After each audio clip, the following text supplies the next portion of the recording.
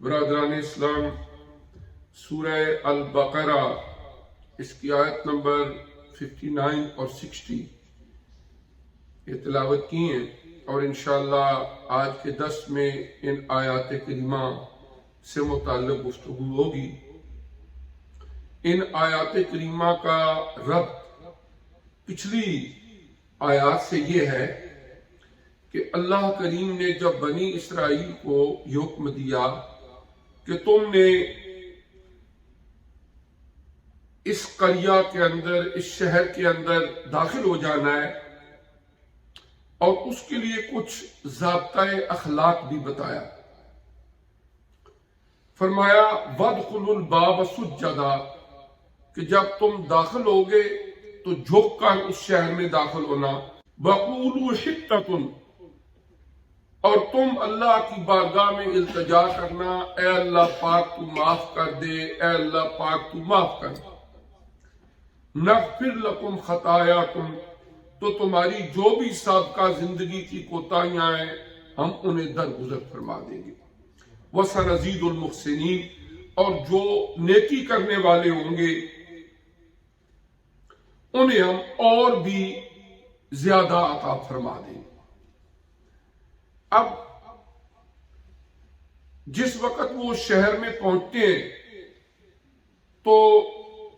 بجائے اس کے کہ اللہ کے حکم کی تعمیل کرتے،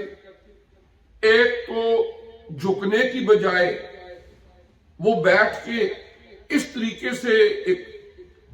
داخل ہوتے ہیں کہ جس میں واضح طور پر اللہ کے حکم کی نافرمانی ہوتی ہے۔ اور دوسری جو بات یہاں پر ارشاد فرمائی گئی ہے وہ یہ ہے کہ جب انہوں نے اللہ کے کلام کو بدل دیا، اب اللہ کے کلام کو کیسے بدلا، اس کی تشریح بخاری شریف کے اندر حدیث نمبر 3403 ترتیب کے لحاظ سے، وہ حدیث مبارکہ حضرت سیدنا ابو ہریرہ رضی اللہ تعالیٰ عنہ سے روایت ہے۔ تو بخاری شریف کی اس حدیث میں قرآن کی اس آیت کی تفسیر ہے۔ حدثنی اسحاق بن نصر حدثنا عبد الرزاق عن معمر عن حمام بن منبہ انہ سمع ابا ہریرہ رضی اللہ تعالی عنہ یقول قال رسول اللہ صلی اللہ علیہ وسلم قیل لبنی اسرائیل ادخلوا الباب سجدا وقولوا حطة فبدلوا فدخلوا يزحفون على أستارهم وقالوا حبة من شعرة۔ صحیح بخاری جو باب ہے احادیث الانبیاء اور حدیث نمبر 3403، اور مسلم شریف میں بھی یہی حدیث مبارکہ ہے، اور مسلم شریف کی حدیث نمبر 3015 نمبر حدیث مبارکہ ہے۔ تو اس میں یہ ارشاد فرمایا گیا کہ حضرت ابو ہریرہ رضی اللہ تعالیٰ عنہ فرماتے ہیں کہ حضور نبی کریم علیہ الصلوۃ والسلام نے فرمایا کہ بنی اسرائیل کو حکم ہوا تھا کہ وہ ملک شام میں جب داخل ہوں تو وہ سجدہ کرتے ہوئے اور رکوع کرتے ہوئے جھک کے داخل ہوں، اور یہ کہتے ہوئے کہ یا اللہ ہمیں بخش دے، لیکن انہوں نے اس کو الٹا کیا۔ ایک تو اپنی سرینوں کے بل وہاں اندر داخل ہوئے، اور دوسرا جو اللہ پاک نے فرمایا تھا حطۃ، جس کا مطلب یہ ہے کہ توبہ کرنا، انہوں نے اس کا بگاڑ کے لفظ کو کہا حبۃ فی شعرۃ، یعنی بالیوں میں دانے داخل ہوں۔ یہ جو گندم کی چھٹے ہوتے ہیں ان کے اندر جو دانے ہوتے ہیں ان کو حبۃ کہتے ہیں۔ تو اس طرح انہوں نے کہنا شروع کر دیا، گویا بجائے اس کے سے معافی مانگتے اس طرح بگاڑ کے ان چیزوں کے نام لینے شروع کر دیے۔ اب اللہ تبارک و تعالی کی طرف سے ان پر عذاب کی کیفیت نازل ہوئی، اور اس کا ذکر بھی بخاری شریف میں ہی ہے۔ حضور علیہ الصلوۃ والسلام نے فرمایا کہ جب انہوں نے اللہ کے حکم کی نافرمانی کی تو تو اللہ تبارک و تعالیٰ نے طاعون کی بیماری ان پر نازل کر دی. اور بخاری شریف میں رجسن کا لفظ ہے اور مسلم شریف میں رجزن کا لفظ ہے. اور اس کا معنی اس آیت کی تفسیر میں یہی دیا گیا کہ ویسے تو کوئی بھی عذاب ہو اس کو رجزن کہہ سکتے ہیں، لیکن یہاں پر حدیث میں اس کو طاعون سے تعبیر کیا گیا ہے. تو اس طرح اللہ کریم نے فرمایا کہ جس وقت ہم نے بنی اسرائیل کو یہ کہا کہ تم اس شہر میں داخل ہو جاؤ، فبدل الذین ظلموا قولا غیر الذی قیل لهم، پھر بدل ڈالا ان ظالموں نے بات کو خلاف اس کے کہ جو انہیں بات کہی گئی تھی. فَأَنزَلْنَا عَلَى الَّذِينَ ظَلَمُوا رِجْزًا مِّنَ السَّمَاءِ، پھر ہم نے ظلم کرنے والوں پر آسمان سے عذاب نازل کیا، بِمَا كَانُوا يَفْسُقُونَ، اس کی وجہ سے جو کچھ انہوں نے فسق و فجور کیا تھا. تو اس طرح یہ پچھلی آیت کریمہ سے یہ ربط ہے آیت نمبر 59 کا. اور ایک بات اور یہاں سمجھنے والی ہے کہ قرآن پاک کے اندر جو واقعات بیان ہوئے ہیں یہ ترتیب زمانی کے حساب سے نہیں ہے، بلکہ قرآن پاک کتاب ہدایت ہے، اور جہاں کسی واقعے کے جس حصے کی ضرورت ہوتی ہے وہاں پر اس کو ذکر کر دیا جاتا ہے. مثال اس کی ایک یہ ہے کہ مثال کے طور پر یہاں پر جو ملک شام میں داخل ہونے کا واقعہ بیان کیا گیا ہے، یہ جس وقت بنی اسرائیل نے جہاد کرنے سے انکار کیا تھا،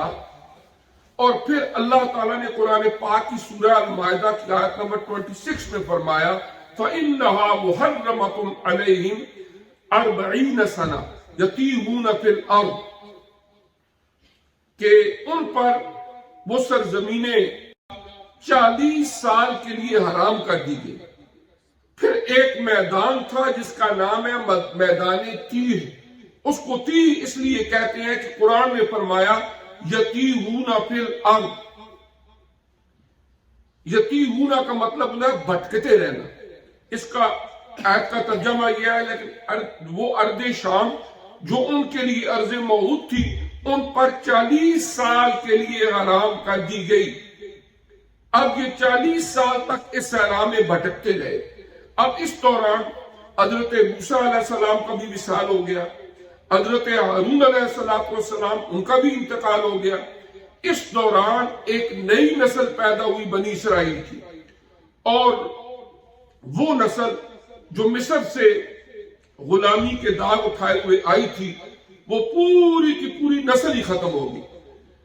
عمومی طور پر غلامی کا یہ اثر ہوتا ہے کہ جو قوم جس کے غلام رہتی ہے اس کے اندر اخلاق اور کردار کی کمزوریاں پیدا ہو جاتی ہیں، اور بنی اسرائیل کے اندر بھی فرعونیوں کے کافی عرصہ تک غلام رہنے کی وجہ سے وہ اثرات مترتب ہو رہے تھے. اور اس صحرا نوردی کے دوران ایک جو نئی نسل پیدا ہوئی اور صحرا میں ہی پروان چڑھی، وہ آزاد نسل تھی جو ان کمزوریوں سے پاک تھی، اور ان میں ایک جذبہ تھا. اور بنی اسرائیل کی اس نئی نسل نے حضرت موسیٰ علیہ السلام کے بعد جو آپ کے ایک طرح کے خلیفہ بھی تھے حضرت یوشع بن نون، تورات میں ان کا نام آتا ہے جوشو، JOSHUA. یہ تورات میں بھی یوشع علیہ السلام کا یہ واقعہ آتا ہے. ان کی قیادت میں پھر بنی اسرائیل نے قتال کیا اور پہلا جو شہر فتح کیا ملک شام کا فلسطین جانے کے لیے وہ عریخہ تھا، اور اس کو جریکو کہتے ہیں. آج کل کی جو ڈکشنری ہے اس میں JERICHO، جریکو اس شہر کو کہتے ہیں جس کا نام عربی میں عریخہ ہے. پھر یہ بنی اسرائیل اس شہر میں داخل ہوئے، تو اس شہر میں داخلے کا ذکر پہلی آیت میں ہوا، اور جو ان کے اوپر بادل برسانے کا واقعہ یہ بعد میں ذکر ہوا. تو چونکہ قرآن پاک کے اندر واقعات ترتیب زمانی کے لحاظ سے ذکر نہیں ہوتے، بلکہ جہاں جہاں ضرورت پیش آتی ہے وہاں پر ان واقعات کو ذکر فرما دیا جاتا ہے۔ پھر اس کے بعد اللہ تبارک و تعالی نے اگلی آیت کریمہ آیت نمبر 60 اس میں فرمایا وَإِذِ اسْتَسْقَىٰ مُوسَىٰ لِقَوْمِهِ وَقُلْ نَضْرِبْ بِعَصَاكَ الْحَجَرَ، یاد کرو اس وقت کو کہ جب موسیٰ علیہ السلام نے اپنی قوم کے لیے پانی طلب کیا، ہم نے کہا کہ تم اس پتھر کے اوپر اپنا عصا مارو، فَانْفَجَرَتْ مِنْ اثْنَتَا عَشَرَةَ عَیْنًا، پھر اس میں سے 12 چشمے جاری ہو گئے، قَدْ عَلِمَ كُلُّ أُنَاسٍ مَشْرَبَهُمْ، ہر ایک گروہ جانتا تھا کہ یہ ان کا چشمہ ہے، کُلُوا وَاشْرَبُوا مِن رِزْقِ اللَّهِ، اور فرمایا گیا کھاؤ پیو اللہ کے رزق میں سے، وَلَا تَعْثَوْا فِي الْأَرْضِ مُفْسِدِينَ، اور اس زمین کے اوپر فساد مت پھیلاؤ۔ اب موسیٰ علیہ السلام کو جب وادی سینا کے اندر قیام کے دوران جب انہوں نے کہا کہ ہمیں پانی چاہیے، حضرت موسیٰ علیہ السلام نے عصا مبارک مارا، اس میں 12 چشمے جاری ہوئے، اس لیے کہ 12 قبیلے تھے اور ہر قبیلے کو بتا دیا گیا کہ یہ تمہارا چشمہ ہے، اور روایات میں ہے کہ ان کی تعداد کے مطابق اس سے پانی کا نکلتا تھا اور وہ اس کو پیتے تھے، اور یہ بھی اللہ تبارک و تعالیٰ کی نعمتوں میں سے ایک بڑی نعمت